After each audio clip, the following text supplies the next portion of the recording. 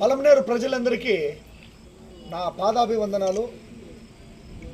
ఈరోజు ప్రెస్ ఏమనగా 24వ తారీఖు బుధవారము 8:30కి గుండుబాయి దగ్గర నుండి రంగమహల్ వీధిలో జిలానీ సర్కిల్ దగ్గర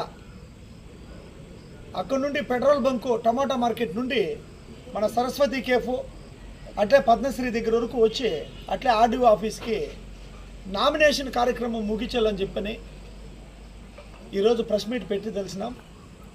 భగవంతుడి దయో మీ అందరిలో కాంగ్రెస్ అనే ఒక ప్రాణంతో బతుకునింది భగవంతుడి దయ।